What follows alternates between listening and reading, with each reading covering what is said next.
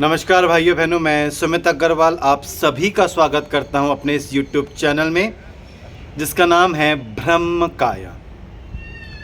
आज हम बात करेंगे आर्ट ऑफ ईटिंग फूड, यानी कि खाना खाने को लेकर के हमें किन सावधानियों को ध्यान में रखना चाहिए, किन बातों को हमें जो है गौर करना चाहिए, इस बारे में आज हम जानेंगे। खाने को लेकर के जो पहला प्रिंसिपल है वो ये है कि हमें हमेशा अपनी भूख से कम खाना चाहिए। आपको ये सुन के थोड़ा सा अटपटा लग रहा होगा, क्योंकि नॉर्मली हमने अपनी मम्मी से सुना है, पापा से सुना है, दादा दादी से सुना है, बेटा पेट भर के खाओ, अच्छे से खाओ, अच्छे से अपना पेट भरो, which is absolutely a wrong concept. हमें हमेशा अपनी भूख से कम खाना चाहिए। ऋषि भागवत अपने अष्टांग हृदय के एक सूत्र में कहते हैं कि हमारा जो पेट है इसके 3 हिस्से हैं। पहला हिस्सा है हाफ हिस्सा, यानी कि हमारा जो पेट है वो आधा खाने से भरा होना चाहिए, 1/4 पानी से भरा होना चाहिए और 1/4 हमारा पेट जो है वो हवा से भरा हुआ होना चाहिए। मैं आपको इसको एक एग्जाम्पल देता हूँ। आप एक मिक्सी लीजिए और उसमें जो है कुछ फ्रूट्स जो है उसको ऊपर तक भर दीजिए उसका जूस निकालने के लिए। आप जब उसको ऊपर तक भर देंगे और जब मिक्सी चलाएंगे तो मिक्सी चलेगी नहीं, क्योंकि आपने उस मिक्सी को ऊपर तक भर दिया है, आपने उसमें कोई स्पेस ही नहीं छोड़ा है, तो मिक्सी चलेगी कैसे। उसी तरह हमारे पेट को भी एक स्पेस चाहिए ताकि वो खाने का डाइजेशन अच्छे से कर सके। अगर आपने वो स्पेस ही नहीं छोड़ी है, पेट भर के खाना खाया है, तो अब खाना पचेगा नहीं, खाना गलेगा और सड़ेगा। और जब खाना सड़ता है पेट के अंदर या गलता है पेट के अंदर, तो ये कई विभिन्न प्रकार के रोग आपके शरीर में उत्पन्न करता है। तो कभी भी पेट भर के खाना नहीं खाना चाहिए, अपनी भूख से कम खाना चाहिए। ये था पहला प्रिंसिपल। जो हमारा सेकंड प्रिंसिपल है वो है कि हमें सूर्य उदय से सूर्यास्त के बीच में ही खाना खाना चाहिए। ये जो हमारी जठर अग्नि है इसका डायरेक्ट कांटेक्ट हमारे सूरज से है। हमारे शास्त्रों में कहा गया है यथा पिंडे तथा ब्रह्मांडे, तथा ब्रह्मांडे यथा पिंडे। जो कुछ मेरे शरीर में है वो सब कुछ बाहर है और जो बाहर है वो मेरे शरीर के अंदर है। और जो मेरे शरीर में अग्नि है उसका डायरेक्ट कनेक्शन सूर्य से है। जब तक सूर्य उदय और सूर्यास्त तक रहेगा तब तक मेरे शरीर की जठर अग्नि सबसे ज़्यादा एक्टिव फॉर्म में रहेगी, वो ज़्यादा कार्य अच्छे से कर पाएगी। सूर्य उदय से पहले और सूर्यास्त के बाद अगर आप कुछ हैवी सॉलिड कुछ खाते हैं तो ये आपके डाइजेशन को बिल्कुल भी सपोर्ट नहीं करता। लेकिन अब वही कोई सॉलिड चीज़, ठीक है ना, रोटी है, सब्जी है, चावल है, कुछ सॉलिड आप खाते हैं सूर्य उदय से सूर्यास्त के बीच, तो आइए आपके डाइजेशन को पूरी तरीके से सपोर्ट ज़रूर करेगा। तो हमेशा सूर्योदय से सूर्यास्त के बीच में ही खाना खाना चाहिए। सूर्योदय से पहले आप कुछ लिक्विड डाइट ले सकते हैं, कुछ जूसेस ले सकते हैं। सूर्यास्त के बाद भी आप कुछ लिक्विड ले सकते हैं, आप सूप ले सकते हैं, ठीक है ना। इस तरह का कोई चीज़ आप लेना चाहे तो ले सकते हैं, लेकिन हैवी सॉलिड से आपको अपने आप को हमेशा बचाना चाहिए, अवॉइड करना चाहिए। सूर्योदय से पहले और सूर्यास्त के बाद जो भी कुछ भी सॉलिड आपको लेना है वो सूर्योदय से सूर्यास्त के बीच में ही लेना है। खाने के संदर्भ में तीसरा नियम, हमें हमेशा खाना जो है वो आलती पालती में मार करके, पद्मासन में बैठ करके या अर्ध पद्मासन में बैठ कर हमें खाना खाना चाहिए। खड़े होकर के खाना खाना या चेयर पे बैठ के खाना खाना ये आपके डाइजेशन को हैम्पर करता है। वही आप अगर पद्मासन लगा के या सिद्धासन लगा के या फिर अर्ध पद्मासन लगा के या आलती पालती मार करके अगर आप खाना खाते हैं तो ये आपके डाइजेशन को सपोर्ट करता है। जी हाँ, खाना खाते वक्त आपको हमेशा आलती पालती मार कर ही बैठ कर के ही आपको खाना खाना चाहिए। क्यों? क्योंकि जब आप अपने पैर को नीचे की तरफ लटका देते हैं या खड़े होकर के खाना खाते हैं तो आपके हार्ट को ज़्यादा काम करना पड़ता है, नीचे तक ब्लड पहुंचाना है, पैरों तक ब्लड पहुंचाना है और फिर पैरों से ब्लड को खींच के वापस अपने पास लेकर के आना है। यानी कि आपकी शरीर की ज़्यादातर शक्ति ब्लड की पैरों तक ले जाने में और वापस लाने में खर्च हो जाती है। लेकिन जब आप आलती पालती बैठ करके जब आप खाना खाते हैं तो ये आपकी ऊर्जा सेव होती है, और यही ऊर्जा जो है, एक्स्ट्रा ऊर्जा जो सेव हो रही है आपकी, ये आपके डाइजेशन को करने में, डाइजेशन सपोर्ट करने में आपकी मदद करती है, आपके डाइजेशन को ज़्यादा साउंड बनाती है। तो हमेशा आलती पालती मार के बैठ कर के ही खाना खाना चाहिए। खाने को संदर्भ में चौथा नियम, खाना खाने के तुरंत बाद पानी नहीं पीना चाहिए। ऋषि भागवत अपने अष्टांग हृदय में एक सूत्र बताते हैं, भोजनन्ते विषमवारी, यानी कि भोजन के बाद पानी पीना विष को पीने के बराबर है। हमें हमेशा जो पानी है वो 1.5 से 2 घंटे बाद पीना चाहिए भोजन करने के बाद। हाँ, अगर कुछ चोक हो गया है, कुछ गले में कुछ फंस गया, तो आप 1 सिप पानी पी सकते हैं। और खाना खाने से पहले भी आधा पौना घंटा पहले ही आप पानी पिएंगे, ठीक है ना। फॉर एग्ज़ाम्पल आपने 1 बजे पानी पी लिया, तो आप 1:30 बजे के बाद ही खाना खाएंगे, यानी आधे घंटे का गैप रखेंगे, आधे पौने घंटे का। और आपने सपोज़ 2 बजे तक अपना खाना कंप्लीट कर लिया है, 1:30 बजे अपना खाना चालू किया, 2 बजे तक हमने कंप्लीट कर लिया, तो आप 3:30 या 4 बजे के बाद ही पानी पिएंगे। क्यों? क्योंकि देखिए यहाँ पे हमारा खाना पच रहा है। जैसे आप गैस पे खाना पकाते हैं तो अग्नि जलाते हैं ना, उस अग्नि पर अगर मैंने पानी डाल दिया तो अग्नि बुझ जाएगी, तो खाना बनेगा कैसे। उसी तरह हमारे शरीर के अंदर भी, इस जठर में भी अग्नि है, जिसे हम कहते हैं डाइजेस्टिव फायर, जठराग्नि। ये जठराग्नि तभी काम करेगी ना जब आप पानी नहीं पिएंगे। अगर आपने पानी पी लिया, इस अग्नि को बुझा दिया, तो अब डाइजेशन नहीं होगा, ये खाना सड़ेगा पड़ पड़ के, और सड़ा हुआ अन्न कई प्रकार की बीमारी आपके शरीर में लेके आते हैं। 70% बीमारियां हमारे पेट से जन्म लेती हैं, क्योंकि हमारा खाना ढंग से डाइजेस्ट नहीं होता।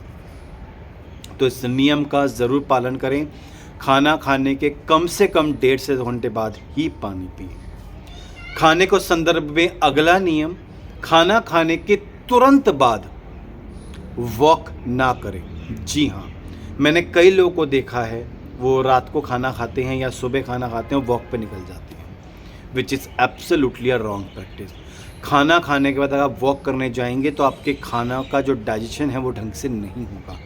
इनफैक्ट अगर आप चाहते हैं कि आपके खाने का डाइजेशन अच्छे से हो, तो खाना खाने के बाद कम से कम 10 से 15 मिनट वज्र आसन में बैठें। योग तंत्र सूत्र के अनुसार केवल एक ही आसन है जो आप खाना खाने के बाद कर सकते हैं, बाकी सभी आसन खाली पेट किए जाते हैं। केवल एक आसन है जो खाना खाने के बाद किया जा सकता है, वो है वज्रासन। और जब आप वज्रासन करते हैं तो आपका खाना दुगनी तिगनी स्पीड से डाइजेस्ट होने लगता है, यानी कि जो खाना आपका 2 घंटे में डाइजेस्ट होना था, वही खाना वज्रासन लगाने से, केवल 15 मिनट 10 मिनट वज्रासन लगाने से, वही खाना पौने घंटे में आपका कंप्लीटली डाइजेस्ट हो जाता है। तो खाना खाने के बाद वॉक नहीं करनी, वज्रासन लगाना है। खाना खाने के संदर्भ में अगला नियम, जब भी आप खाना पकाएं तो खुले बर्तन का प्रयोग करें। बंद बर्तन में खाना पकाना और रोग को अपने शरीर में आमंत्रित करने के बराबर है। जैसे कि प्रेशर कुकर, जिसके घर में प्रेशर कुकर है उसके घर में बीमारी है। खाना हमेशा खुले बर्तन में ही बनाना चाहिए।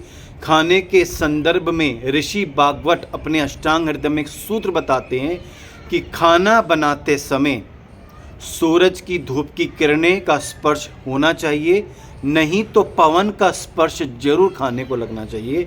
और पवन का स्पर्श तो तभी लगेगा, या सूरज की किरणें तभी खाने को लगेंगी जब खाना आप खुले बर्तन में बनाएंगे, यानी कि खोल करके बनाएंगे, उसको प्रेशर कुकर में नहीं बनाएंगे। प्रेशर कुकर में खाना नहीं बनता, उसमें केवल विष बनता है, और प्रेशर कुकर में बनी हुई चीज़ आप खाते हैं तो आप विष खा रहे हैं। तो हमेशा खुले बर्तन का प्रयोग करें जब भी खाना बनाएं।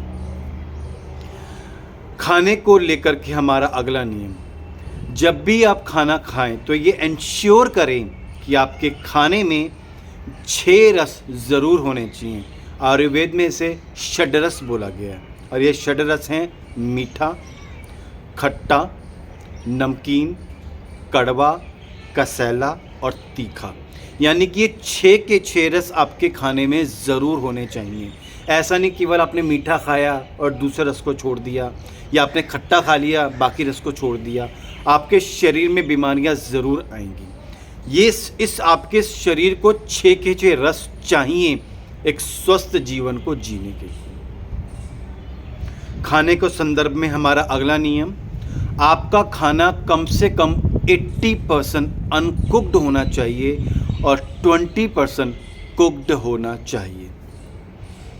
एक रिसर्च हुई है जिसमें पता लगाया गया है कि ज़्यादातर हमारे शरीर में बीमारियों का जो कारण है वो कारण ये है कि हमारे जो खाना है उसमें हमारे फाइबर की कमी है, फाइबर नहीं है हमारे खाने में, जिसकी वजह से हमारे शरीर में कई प्रकार के रोग आए। और ये फाइबर हमें कहाँ मिलता है? ये फाइबर 2 ही चीज़ों में मिलता है, ये फ्रूट्स में मिलता है और ये वेजिटेबल्स में मिलता है। जब हम रॉ फॉर्म में, अनकुक्ड फॉर्म में जब हम ये फ्रूट्स खाते हैं, वेजिटेबल्स खाते हैं, तो ज़्यादा से ज़्यादा फाइबर हमारे शरीर को मिलता है। जितना ज़्यादा फाइबर हमारे शरीर को मिलेगा उतना ज़्यादा डिटॉक्सिफिकेशन हमारे शरीर का होगा, यानी जितने भी टॉक्सिन मैटर्स हैं हमारे शरीर में उनका एलिमिनेशन बहुत अच्छे से होगा, प्रॉपर तरीके से होगा। जब एलिमिनेशन बहुत अच्छे से होगा हमारे शरीर में टॉक्सिन्स मैटर का, तो हमारा शरीर स्वस्थ होगा, तंदुरुस्त होगा।